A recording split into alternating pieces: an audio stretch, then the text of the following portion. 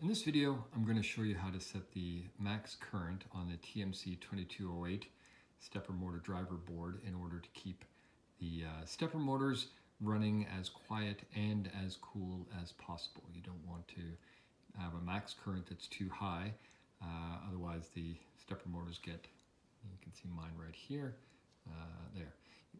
can run really hot, and we don't want that, obviously. These TMC 2208 boards from WaterDot, they're the quietest stepper motor drivers I've ever come across. They are, I think, primarily used by 3D printer enthusiasts who want really, really quiet operation, and they're amazing. This is the quietest one I've found. And for my stepper motor, which I got off AliExpress, it's a 2-phase 4-wire. You can see the color-coded wires there, the yellow, orange, brown, and black. And using the calculations for this motor driver board, I need to set it for around 220 volts, millivolts rather, for one stepper, and then I can double that in order to run two. So I'm going to show you how to do the connections for that and how to set the current. So the board isn't labeled, or at least where you do the Vref, it isn't labeled directly on the board, but it is in the schematic, and it's this tiny little hole up here. And then between here and ground, I should be able to measure the voltage. It converts it to millivolts rather than current, just easier to use your voltmeter since you don't have to wire it up in series. So I'm going to apply power. The important thing when doing this is to not have the stepper motors connected. You cannot have them connected while you're playing around with this, or when you're attaching the stepper motors at all. You can't have any kind of power applied to the board. All right, so if you can see my digital multimeter, it says exactly 220 millivolts.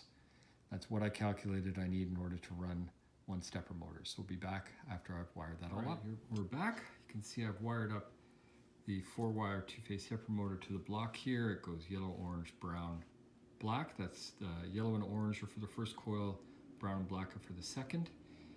So they're all wired here, and I did this while the power was off. So now we're going to connect the power. You can see the green light, and you can see the stepper motor starting to spin.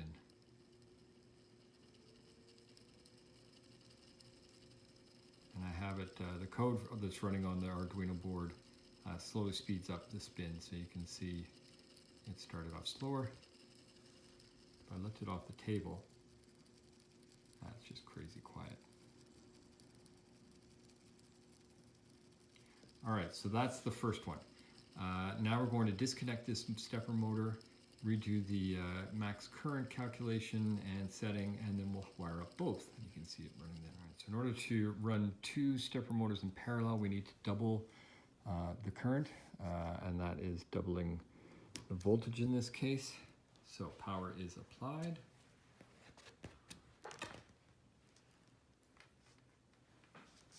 Positive terminal of my digital multimeter goes to that little Vref pinout. The black goes to ground. Again, you can see if I move my elbow out of the way, 220 volts. So let's move this down there. And then again, there's a little pot right here.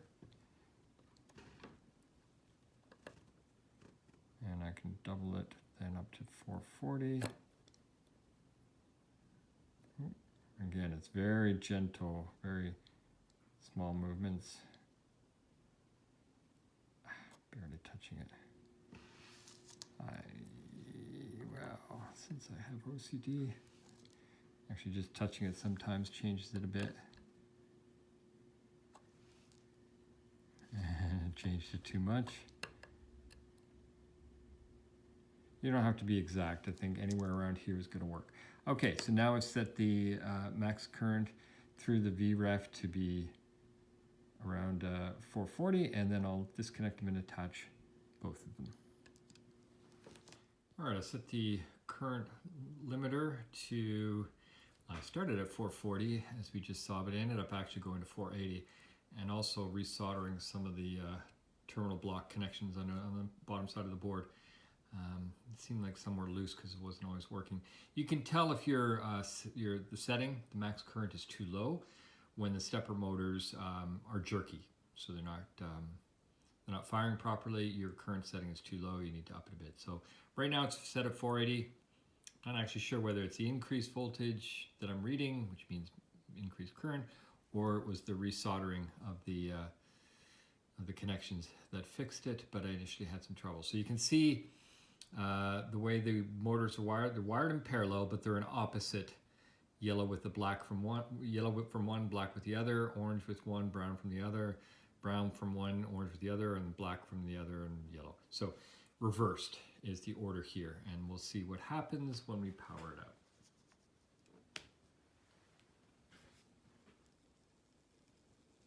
Again, they slowly start to spin up, but you can see that one is clockwise and one is counterclockwise. So this should work perfectly in the original series Enterprise, where they rotated in. If looking at the Enterprise from the front, and the starboard side rotated clockwise, while the port side rotated counterclockwise. So they rotate inwards, and you can see that's what's happening here. Again, that sound is from being on the table. You lift them off.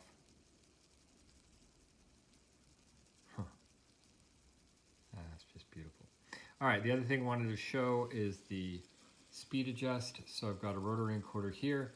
I push down on it and hold it for a few seconds, and the light flashes telling me I can adjust it, and I can turn the speed down. A little hard to hold this with one hand. The speed slowly going down, or